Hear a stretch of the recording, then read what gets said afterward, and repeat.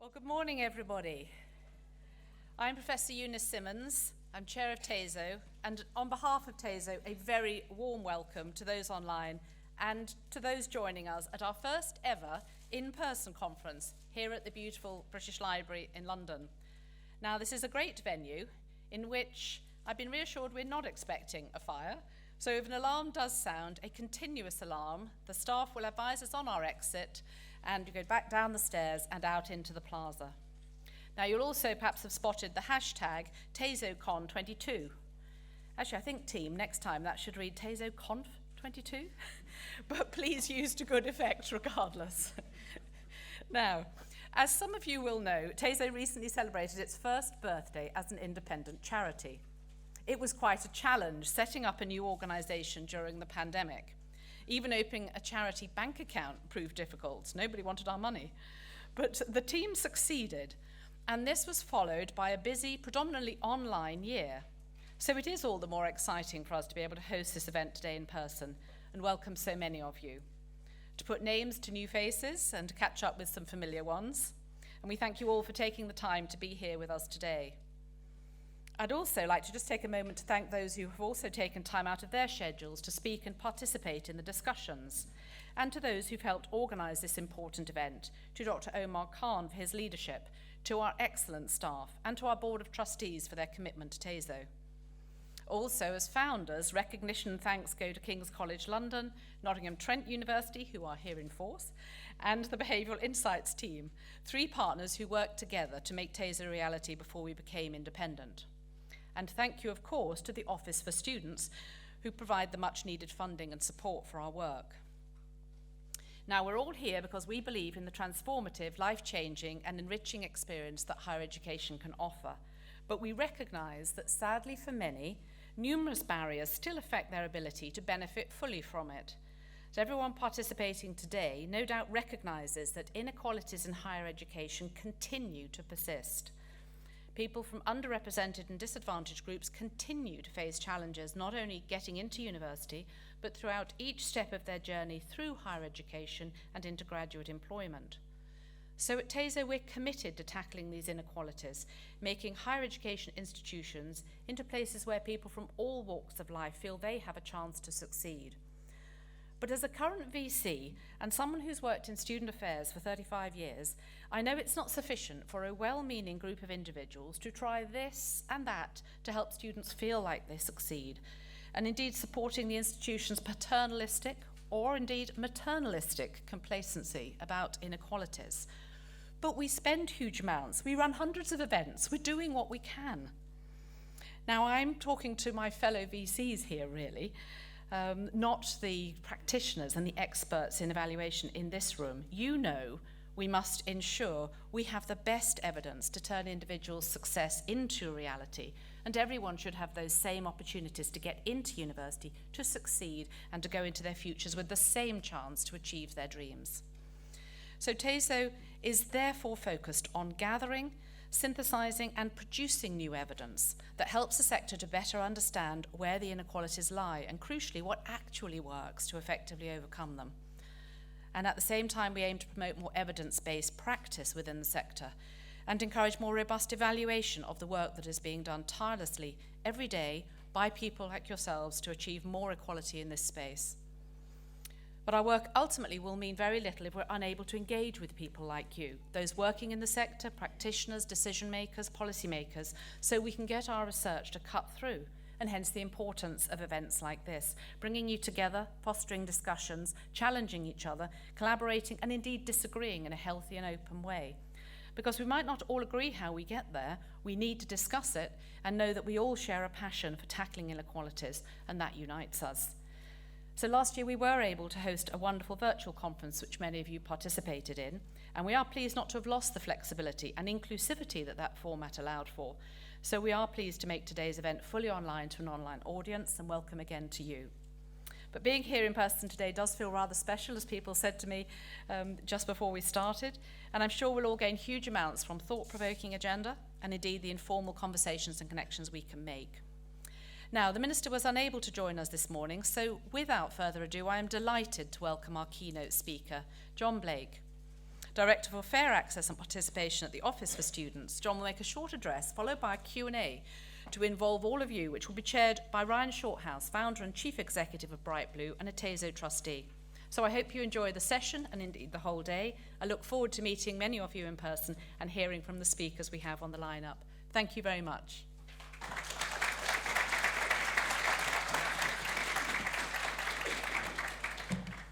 Good morning, everyone, and thank you to Eunice and Omar and all the colleagues at TASO for inviting me to speak today.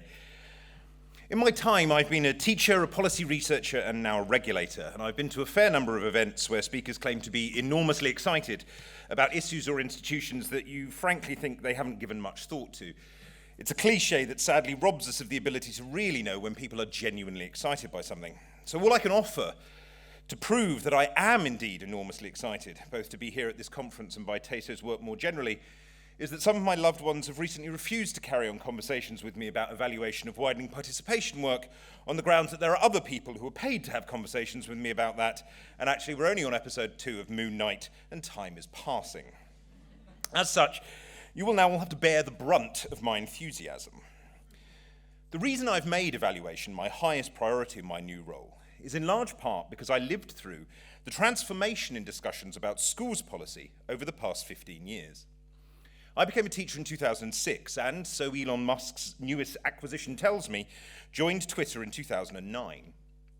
In those years, a revolution in the use of evidence in school policy was already building, that blogging and social media then enormously expanded in scale and made mainstream.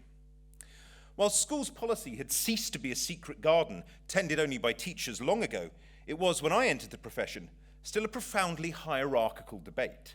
Contested, to be sure, but largely argued over between government ministers and their advisors, trade union officers, and university academics in education departments.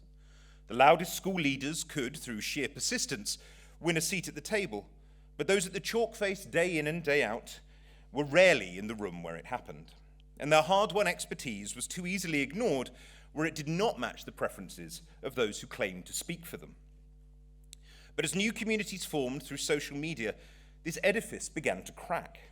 Ofsted felt it first, as the content of Ofsted reports were pulled from school websites and compared side by side to identify contradictory statements from the inspectorate, and questions were asked about where their evidence for claims of what classrooms should look like came from, and teachers with a keen eye for research and a keyboard did what years of angry bluster about boycotts had not done, and changed the framework of the most powerful accountability tool in English schooling. The national curriculum, behaviour management, pedagogy, pastoral interactions, each in turn became subject to intense debate, which had obvious, tangible impacts on the work going on in schools. And practitioners now did not need to fight their way past gatekeepers to be there, and the tool they used was mostly research accumulated from here and abroad that painted a different picture from that which the leaders of the sector had previously thought sacrosanct. I'm not at all saying that every teacher who read a research paper was necessarily right about their suggested remedies for the problems of the sector, nor that every school leader, professor of education, or director of children's services were wrong. Nor am I suggesting that schools policy is now a perfectly formed technocratic wonder in which only evidence matters. Not least because in an area as profoundly important as education, a democratic nation should want an ongoing, lively debate about priorities and practice that goes beyond the evidence.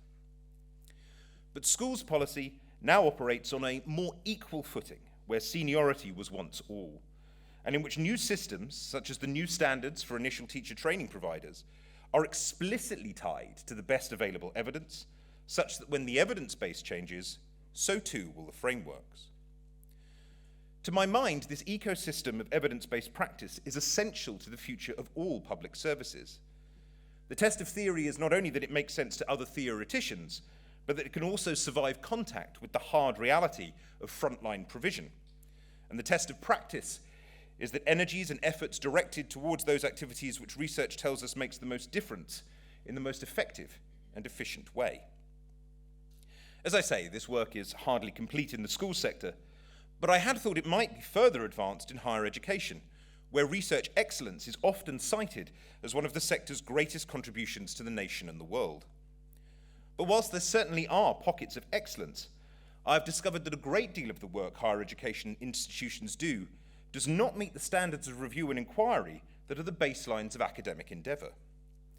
This is why the work of TASO is such an essential and exciting contribution to the work of widening participation.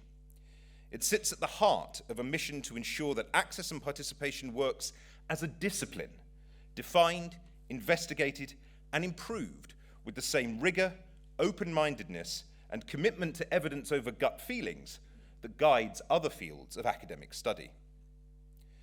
Since its inception, the Office for Students has been committed to that agenda, and the existence of TASO owes a great deal to my predecessor, Chris Millward, who also did great work in pushing evidence and evaluation forward within access and participation plans. But there is still more that can be done and has to be done to ensure that the collective work of access officers, assessment writers, pastoral advisors, careers counsellors, and everyone else doing the hard yards of this work can be confident that they are making the strongest impact now and are contributing to improving our knowledge base so that more and better can be done tomorrow. We can already see the fruits of a stronger focus on evaluation emerging, expanding our knowledge of what works, but also helping improve our capacity to talk about some of the most difficult and persistent inequalities we face. For example, when I asked my team to pick out some of the best evidence-led work they'd seen, Kingston University's development of an inclusive curriculum framework was brought up. This work contributed to a 16 percentage point reduction in the BME awarding gap at Kingston over 6 years. Important and impactful, but especially interesting to me because we are also aware of other work which suggests that there are limits to what can be done about the awarding gap through curriculum alone.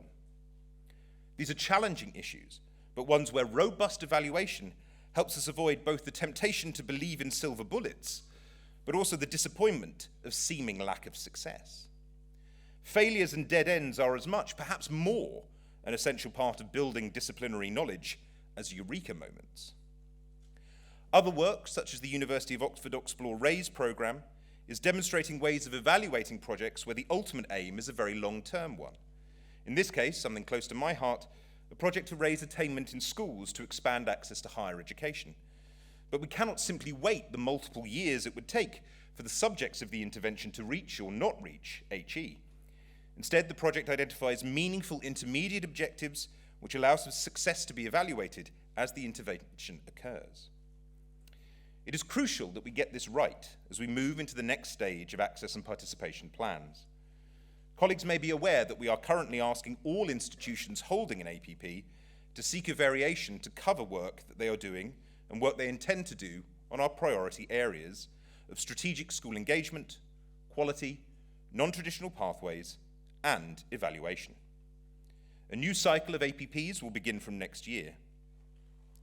TASO has released and will shortly be releasing more work that providers should look at carefully in considering how they will enhance their commitment to evaluation in the next round of access and participation work. In particular, I would draw attention to the work TASO has done on ethics in such research. I know from colleagues across the sector that this represents a challenge, and TASO has generated a very helpful guide to support practitioners with this. I'm really looking forward to the upcoming publications on the impact of summer schools, a type of intervention which engages a huge number of students, but also the publication of work on small N sizes, helping providers who may not have huge numbers of students in their cohorts contribute to the expansion of knowledge too. This is extremely valuable work from TASO, which can and should make a real difference to the sector's impact on students from disadvantaged backgrounds and underrepresented groups. The OFS evaluation will be an essential part of our work in the next cycle of APPs. We are currently considering how to ensure that validation of effective practice has the same status as validation of academic quality and the validation of data. Those two areas, as colleagues will likely know, are undertaken by a specifically designated body whose work is independent of, but built directly into that of the OFS. We are keen to see how we can establish an equivalent process for effective practice in access and participation. Evaluation may not be as exciting to everyone as it is to those of us here, and that's fine. But we know the impact of the work TASO is doing and is supporting and encouraging the wider HE sector to do is a profoundly important contribution to the fulfillment of the promise of higher education for every student, regardless of their background. And that everyone should find exciting. Thank you very much.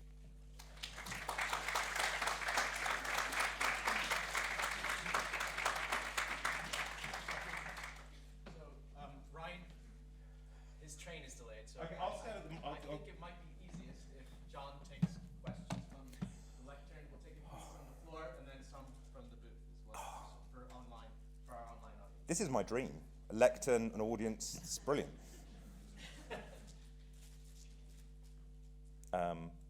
Yeah, questions? Supportive and helpful ones, I do.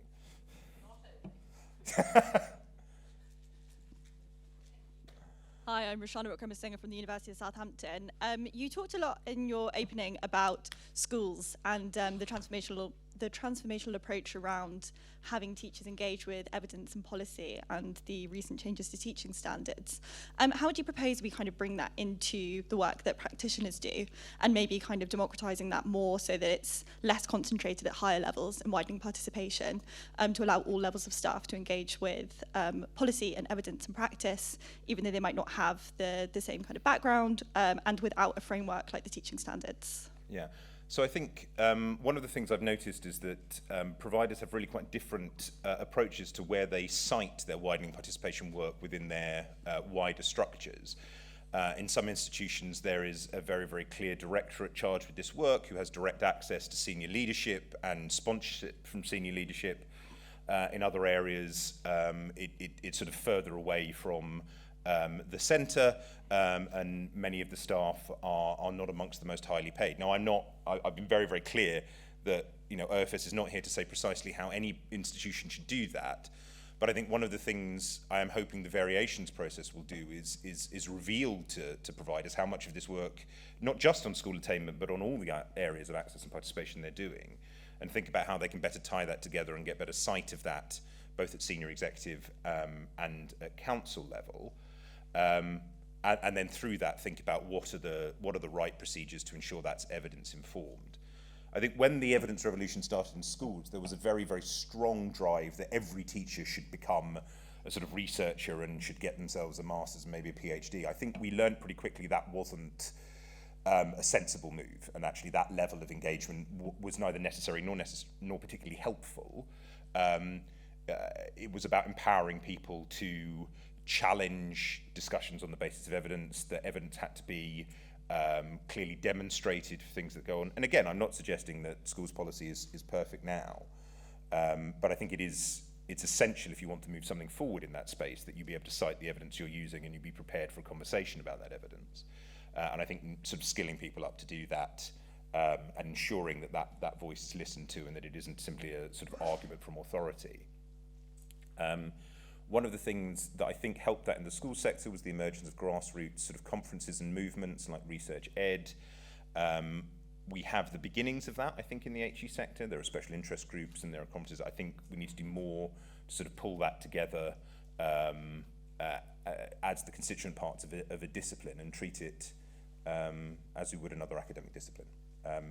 And again, as with everything I say, I don't think the answer isn't to do this tomorrow and then imagine it will magically solve all our problems. This is to build an ongoing and rich debate, and that will take some time, but we do need to make a start. Other questions? Gentleman at the back.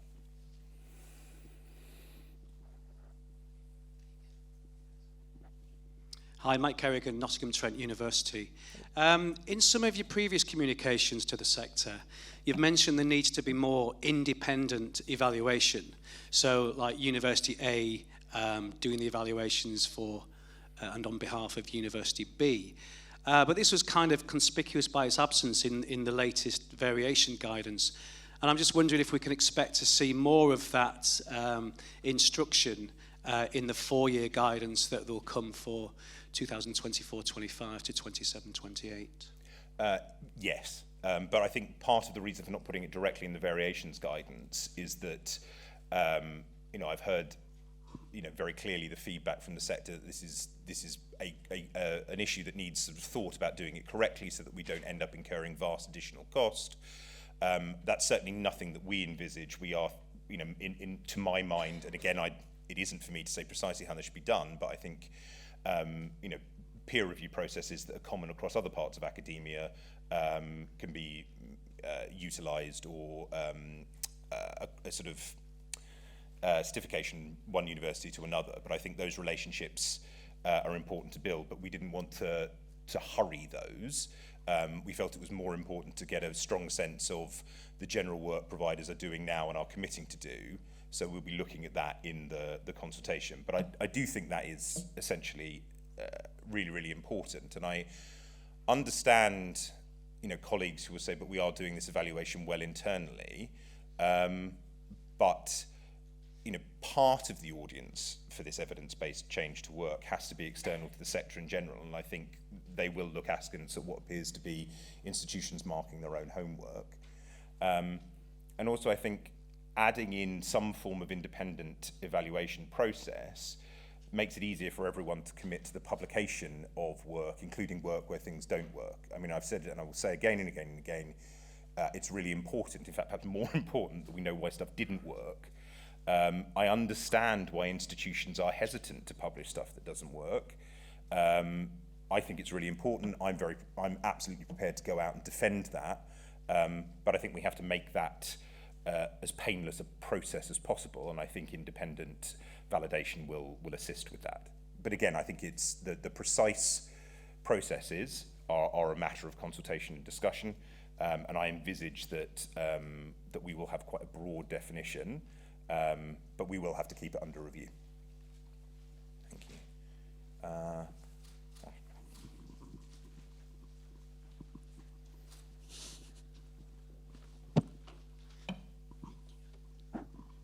Ashley Hope from Guildhall School of Music and Drama. You touched on it there, but I'm just wondering how the evaluation works alongside the attainment raising that we've been sort of given a directive for. In particular, how institutions are going to measure that, because there's been no suggestion that we sort of set targets, which obviously is what we're used to within the APP, is having sort of targets to work towards within Access. So yeah, I'm just wondering how this increased focus on evaluation aligns with the new directive for attainment raising in schools. Thank you. So I don't envisage that we will remove targets entirely from APPs. I think they are a useful guide for action, particularly in those areas where providers can take direct action immediately on either their own students or their own very, very soon to be prospective students. But I think, it is my view, formed over years, particularly in the school sector, that targets without knowledge of implementation lead you into dangerous places.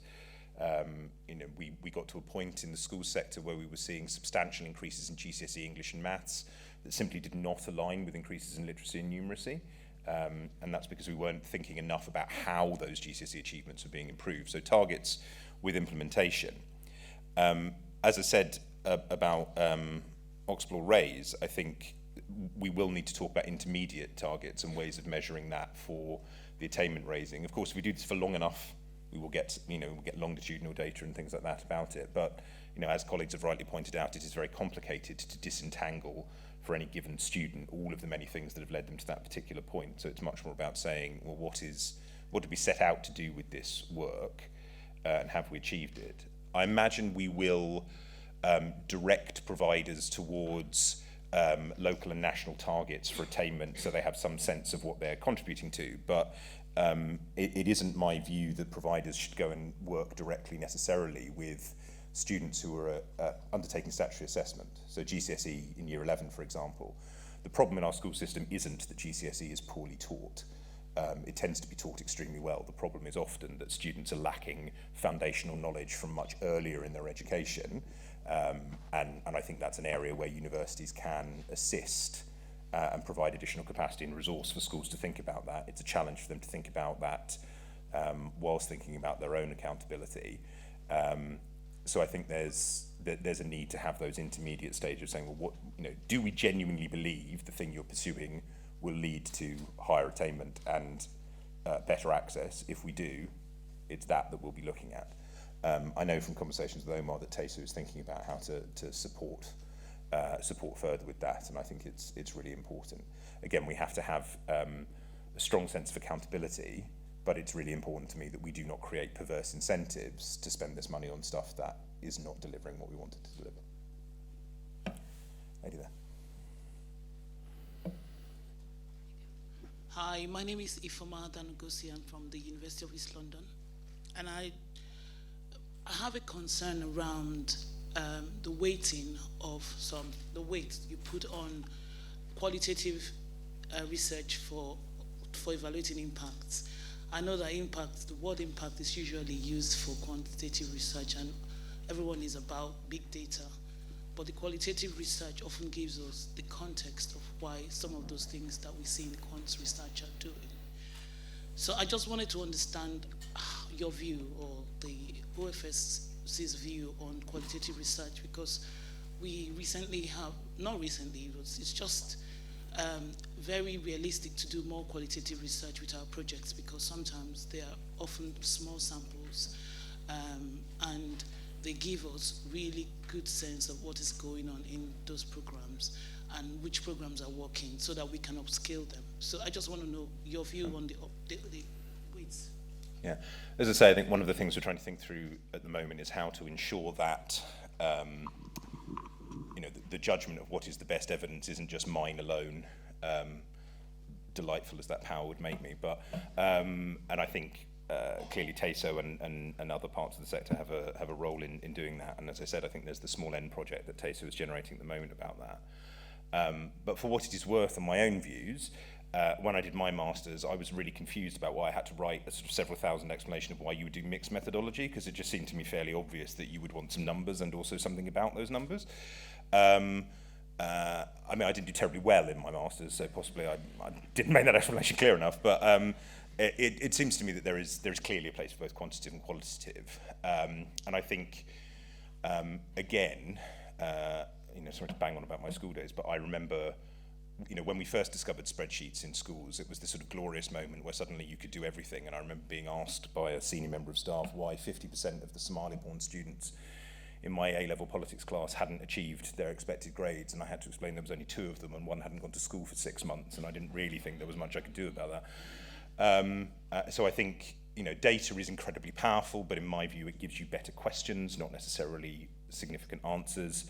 There are, of course, risks with qualitative work, that you end up, validating narratives that are felt but not fundamentally real underneath. And I think, but for me, it's, I've always been interested in exploring, if the data suggests that what people believe is wrong, that seems to me an interesting question to think about in any event. Why is it they've come to that view? Is it possible the data is wrong? Is it possible that we're not persuading them properly? So for myself, I would always see us as research projects having that mix of qualitative and quantitative, but just as we will demand and should demand high standards for quantitative reasoning and work, so too we should demand those high standards for qualitative work, and be clear about what the limitations of both those types are. Neither is a silver bullet for answers. Further question? Yeah.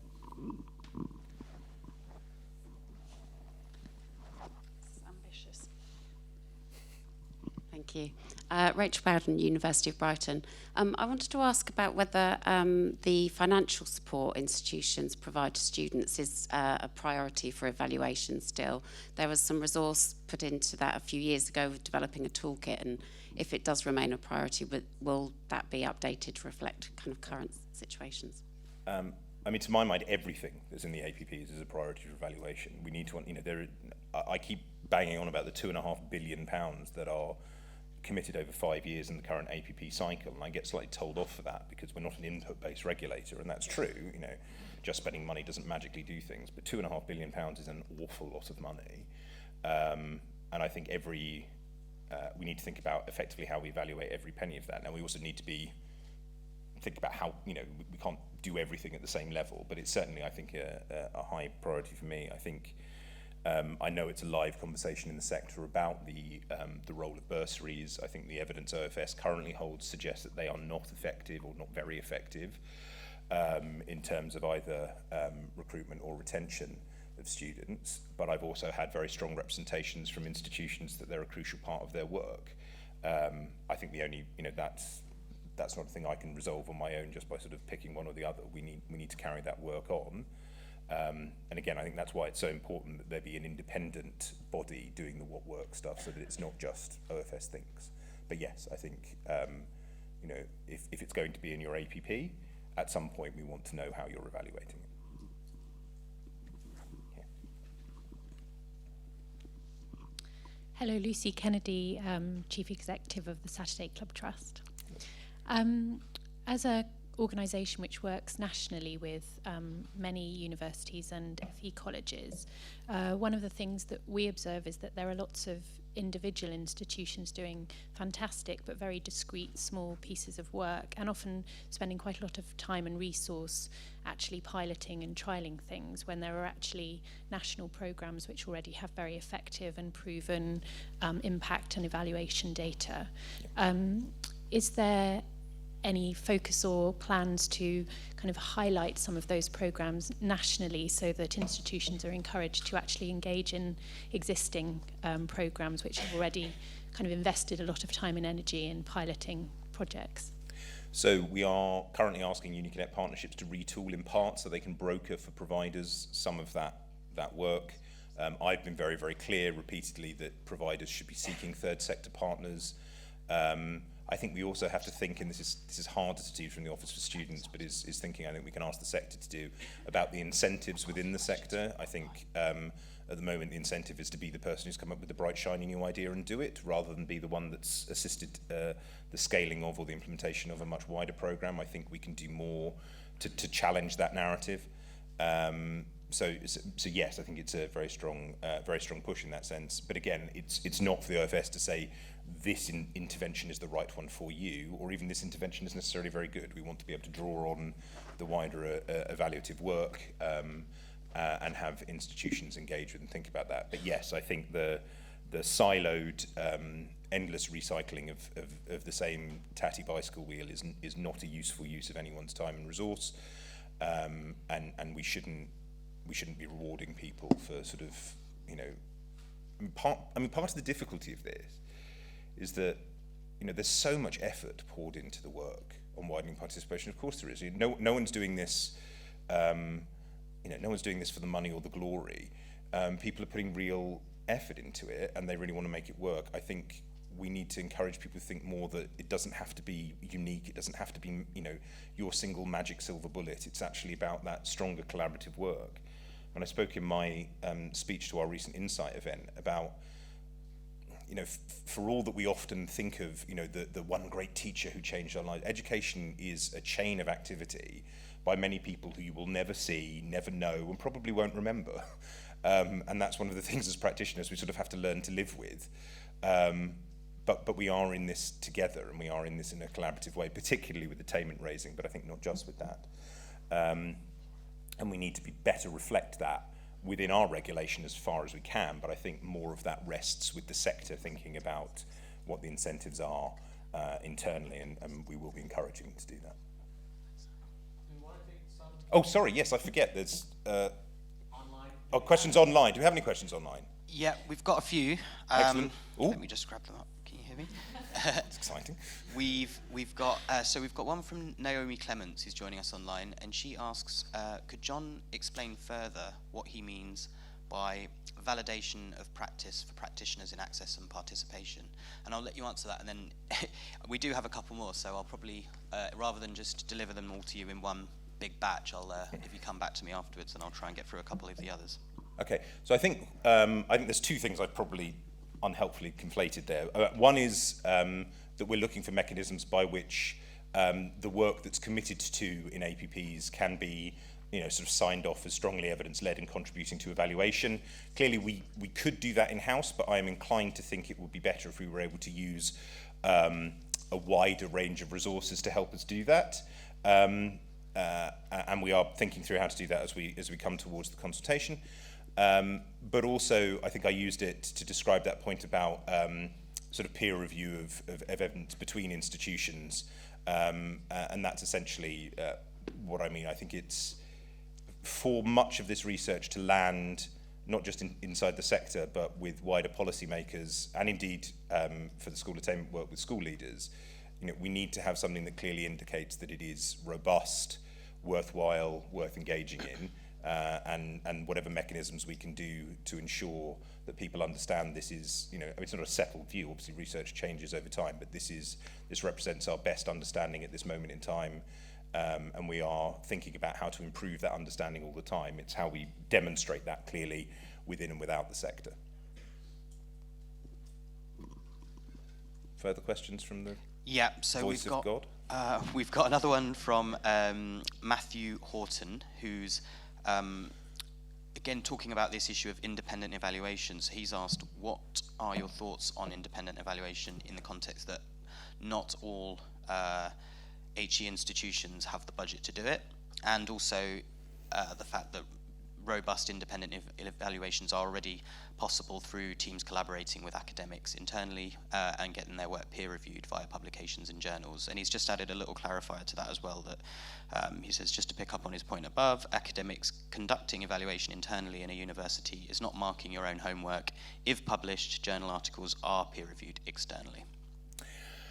So I take the point, but I think the sheer level of complexity of explaining that sentence already shows why I think that's a problem trying to sell that to people outside of the sector. I think it's difficult to persuade people that is as valid as work that has been looked at by somebody else. And you know, I'm prepared to be persuaded on all these things, but I think it would take a lot to persuade me that institution only review would be sufficient. On smaller institutions, yes, and I think we're talking at the moment to the mission groups for smaller institutions about, in general, how the APP process can be made more proportionate. I think I envisage a role for those institutions in supporting their members and providing that validation at a more scaled cost. But again, we're at the beginning of exploring that. Should we take one from the room? Lady here. Yeah. Who's very patiently waiting. Hello, Marie Clark from Independent Higher Education. Oh, hello.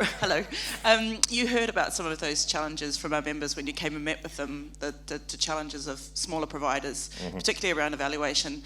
I wondered if you sort of had any further thoughts about how, you know, particularly when it comes to research and evaluation of the success of their initiatives, how they might be able to collaborate, or there might be opportunities that you see for them to be able to be more effective and cost effective particularly. Well, I will bat the question back to you and IHE. I think that's precisely what you need to come forward with suggestions for. I think we're very open to it.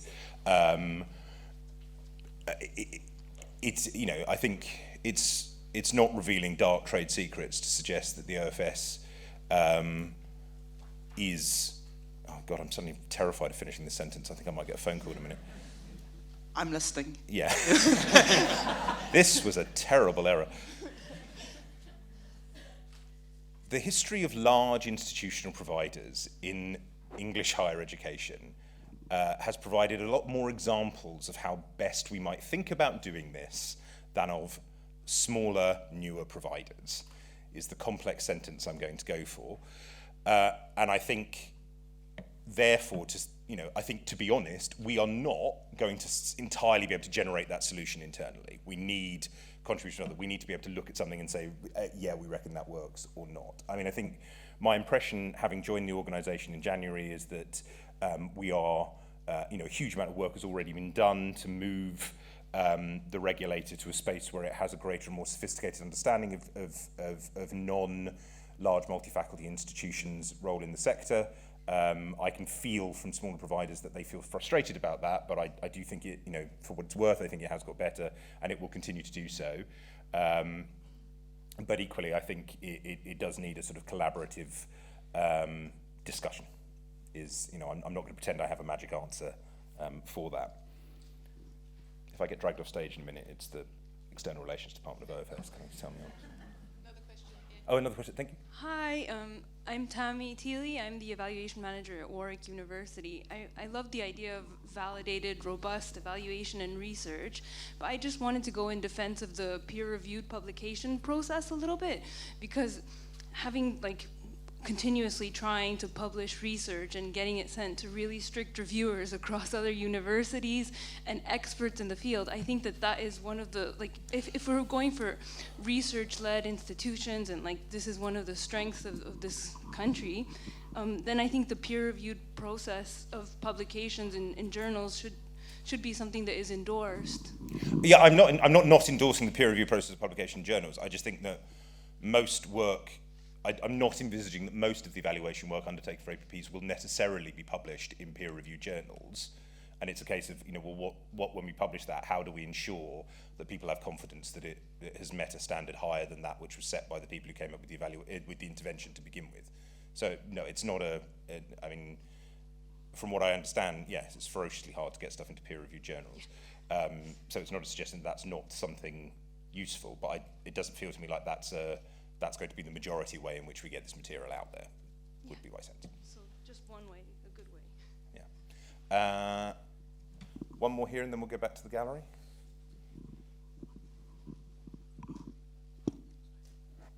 Thank you. Julian True from the University of Plymouth. My question is around working with schools, because part of this is about building relationships, making sure that they buy into it. Are you going to put in place some kind of mechanism whereby you will flag up to schools, I don't know, through the DFE or something like that, so that they are aware and they have an expectation around universities coming in to work with them? Because it can be very difficult to persuade schools that you are there for their benefit, that you want to help them. As you, I think, said, we're not going to go in on our white horse with our charger saying this is how you do it, but it would be really helpful if there's some kind of preparation in terms of them having this idea that, oh, universities are here, but they're here to help us and they're not just trying to tell us what to do. So I think there are three things I say to that. One is, and I'm sure it doesn't apply to anyone in this room, but I think there is a challenge in the sector of being clear how you approach schools, and there are plenty of stories that I've heard, even in the short time I've been here, of universities not quite riding in on the white charger necessarily, but sort of arriving being like, we do this. If you want it, fine. If you don't, that's the end of that. And I think, whereas, open, I think again at the Insight event, Greg Burke from Sheffield was talking about open-minded, dialogues to build trust and understand the problem is important. But I think we should take that as read, and I think that the problem would go beyond that. I think part of the answer is, again, third sector providers who have strong relationships already and have proven success levels. They are potential providers and answers, and it's also worth thinking about their experiences going in. If you talk to some of the third sector providers, essentially they sort of had to send people in to be a sort of logistics sponge for a few months just to help the senior leadership understand that they were there to help, and so it's a slow process to build that. But the third thing I think would be to say we did secure reference to this work in the school's white paper. It's there. That will be spread through the process of the enactment of the white paper. Amanda Spielman came to our Insight event and was very, very clear that Ofsted thought this work was useful and valuable.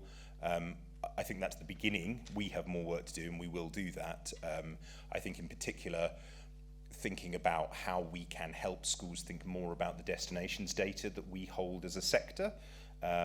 Often for schools it is the incentive to say, well, I've sent my students to a top third university or whatever, but actually we now hold data that says, well, was that the right course, was that the right institution, what did they go on to? I think there is interest in the sector in doing that. Again, I don't think it'll happen overnight, but I think you're absolutely right. I think there is work the sector has to do, there is work the third sector has to do, and there is work that we have to do in our relationship with government and with the wider school sector, and we will do that. One from the gallery? Yeah, so I'm going to, if I may, just cluster a couple together because they're a little bit related. So we've got a few questions here on the relationship between attainment and progression to HE in both schools and colleges. So how do you see the relationship between them? But also sort of linked to that, given that this is clearly a focus for OFS and particularly around what higher education institutions are doing to raise attainment, what is the OFS position on what this could or would look like? And then just before you start answering that, we've got one slightly related one, which is around what work can be done to ensure schools and higher education institutions use similar definitions of disadvantage. So schools traditionally using the pupil premium. Are you looking at ways in which this could be used as a method for pupils by HE institutions as well? Brilliant. So I think on the first one, what is the link between attainment and access to university and college? I think the Insight brief we generated at the beginning of April makes it pretty clear that for students in receipt of free school meals, if they attained at the same level as those not in receipt of free school meals, the access gap almost disappears for those students. Now, clearly, that's all other things being equal. So it is perhaps a tad more complicated than that, but I think it is pretty clear that the part of the problem in achieving the equality of opportunity we want in HE is that the pipe breaks a lot earlier, and we need to do more to fix that. And I think I've been very clear that I'm not saying it is HE's job alone to fix that. It clearly isn't. But they both, the higher education institutions have an interest in doing that and also have an expertise and I think a civic duty to do that work. I think it's also worth noting the question asked about university and colleges, and that's important. Higher education is not just a university degree. There are other forms of higher education and there are other routes into it.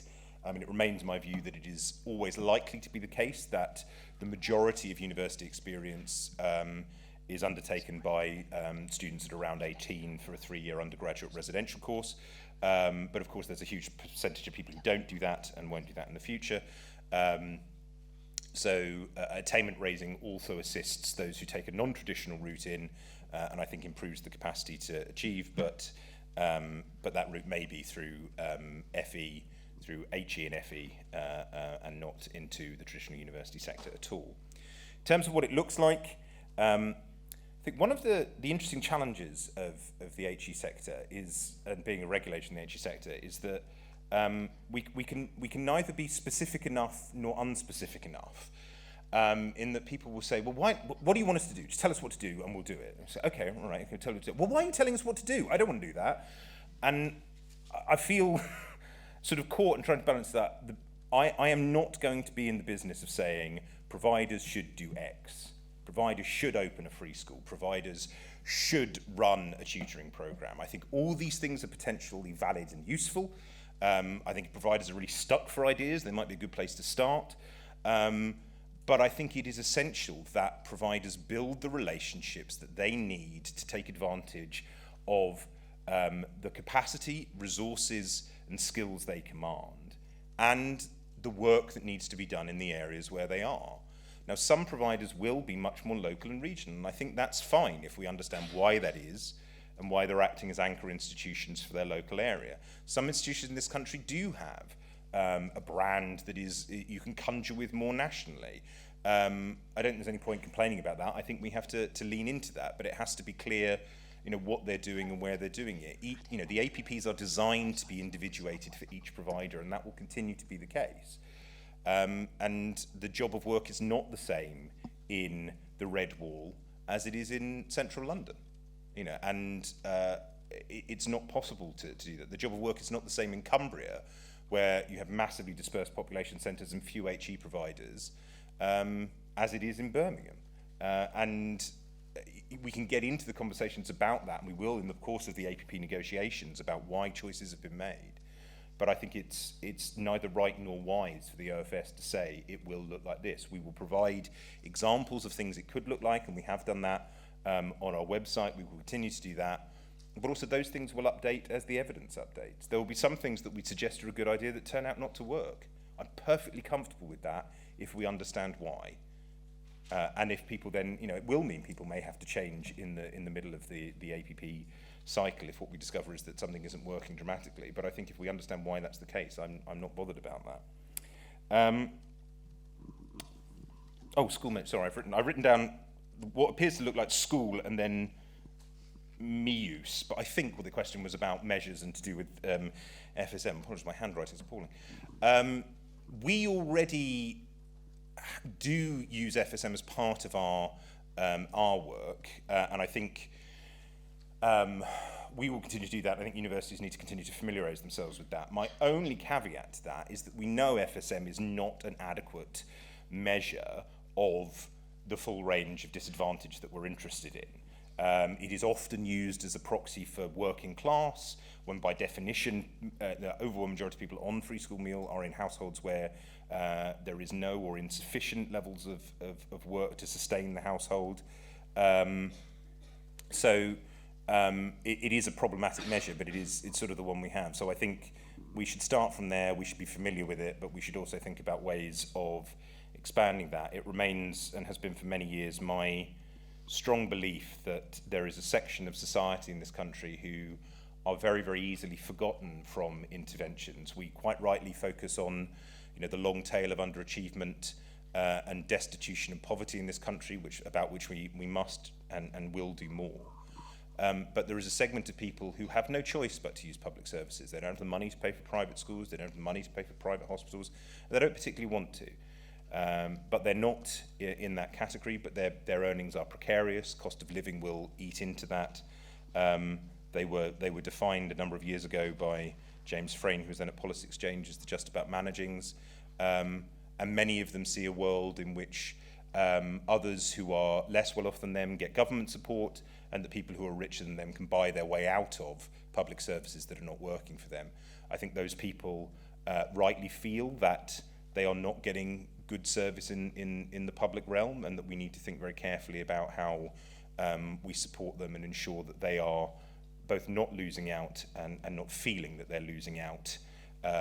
Because if this becomes a sort of race for who gets the most help, then I think that's a loser for all of us. And we need to think very carefully about that. And I think FSM can contribute to that problem. We need to be sort of thoughtful about how we use it. Yeah, I was going to say, the initial break was 11:15, but I feel John is taking quite a lot of questions. I'm more than happy to carry on. I'm very... You're being very generous. No, I'm It is a lot of... No, I'm more than happy to carry on to 11:15. I just don't want to overrun. Break at 11:10. Okay, all right, 11:10. Is that an okay? That seems fine with me. So we've got 7 minutes of really sort of gentle questions that allow me to talk about how great I am. That would be brilliant. Thank you. Oh, sorry, up there and then here. Sorry. Hi, I'm Lily Rice from Guildhall School of Music and Drama. I just wanted to touch on something you said earlier. You mentioned your A-level politics students, 50% whom failed their politics. It's one student. I think small and specialist providers have a similar problem when reporting and when then looking at OFS portals that showcase our data. We're an institution of 1,000 students. Every single student makes a difference, but when you publicise that as percentages, it can tell a very drastically different story, one that, like you said, isn't necessarily reflective of the work that's going on. So a question about how we move forward in presenting that data in a way that is fair across the sector and representative, but does tell prospective students or even ministers the right story about the work that's being done. I think it's a valid challenge. I think we are alive to it.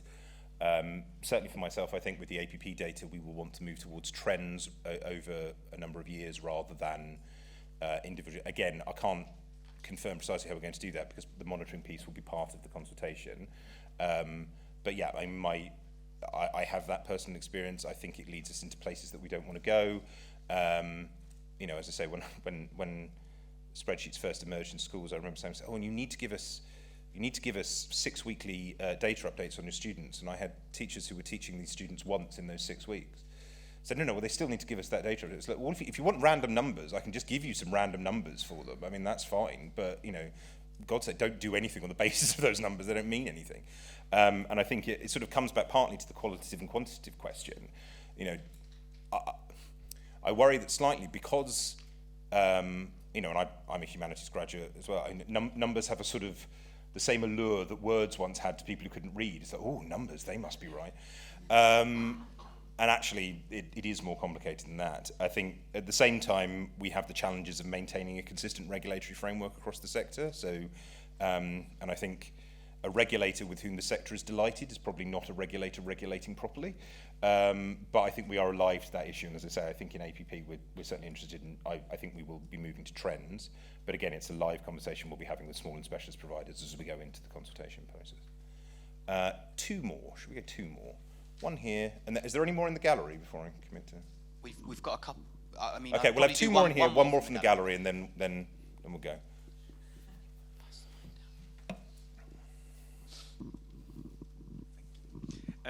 Yeah, thanks very much, John. I'm Tom Hunter from Dodds Group. I'm curious to know, with the focus on using evidence and what you were talking about with using free school meals as a measure, I'm keen to know your view on the proposed minimum eligibility requirements and the impact that that could have on access, particularly given the Institute for Fiscal Studies data that came out this week, showing that 1 in 4 free school meal pupils wouldn't be able to access student loans. I should have quit while I was ahead. I did think you wouldn't like that one. So the first thing they do, it turns out, when you join a regulator, literally the first thing that happened to me, in fact, before I'd even started, is that the very nice head of legal comes along and sits you in a room and tells you a number of things you are not allowed to do. One of them is you're not allowed to keep up a running commentary on government consultations, which is enormously helpful. I will say what I've said before. I think I genuinely believe it's a consultation. I genuinely believe the government is interested in feedback on it. That has been made very clear, and I think we will regulate whatever system they create. And I think clearly people in the room, people across the sector, people across society will have different views on how we do that and what that does. For myself, I think the question of preparedness for higher education is essential. You get one shot at state-subsidised undergraduate education. And again, we can complain about the nature of that subsidy and whether it's right, but fundamentally, that's it. For most people, this is one go. I think it is essential that everyone feel they are able to go, but that we are also very, very clear it needs to be the right place, the right time, for the right course, for the right outcomes. And I think that is what I am trying to aim our regulation towards, and whatever external buffers and buffets may come to that, it remains crucial to me that we do that.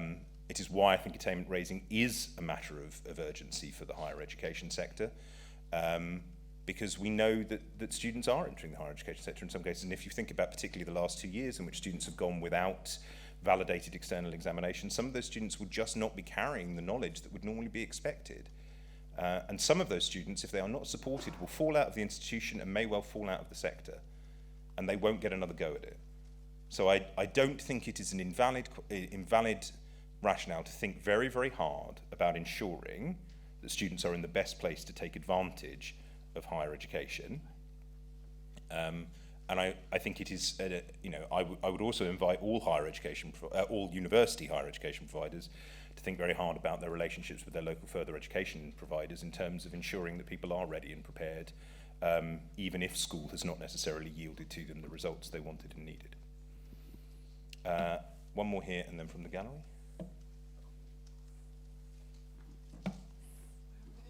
Sorry, there, gentleman there. I realised I could have chosen people who were more easily located there, actually. Hi, Nathaniel Pickering from Sheffield Hallam.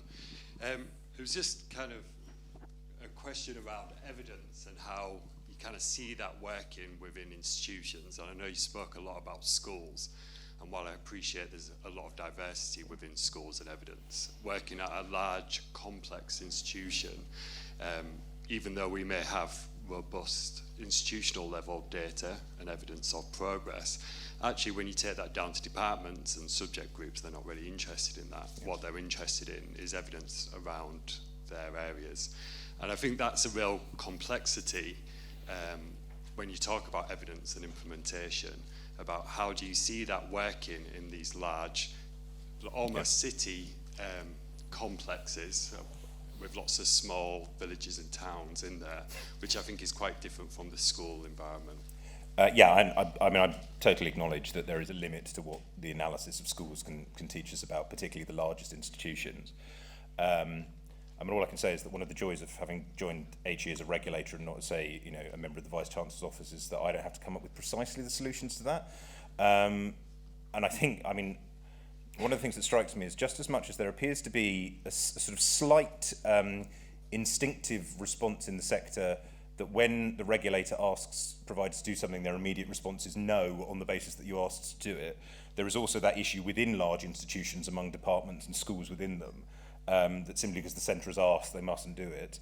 To be honest, I just think that's got to change. And I think, to offer a different example, I think about, I'm on the Disabled Students Commission, and we have harrowing accounts of students on joint honours courses who are put through again and again having to disclose their disability and seek assistance from schools and departments within the same institution multiple times over, it's just not good enough. And I know it's hard, and I know there are managing an institution isn't easy, but it's just got to be better. And evidence needs to be used across the whole institution. And I think people just need to get with that program. I think, and it is powerful when it's used in that level. I think, again, it is partly about the democratization of that conversation. Certainly when the evidence started in the school system, the sense of being done to rather than done with was important. But the corollary of that is sometimes people do need to change. The evidence is that their practice just isn't working. And I think we can't duck that. And sometimes it won't be easy or straightforward. It's nice to talk about it as though it is, but it will be complex and challenging. And that's one of the reasons that we have management teams for universities. I think we can wrap it up there. Okay. Well, I want to just, because the audience can hear us, I just want to thank John. Can you please give him thanks in the ordinary way?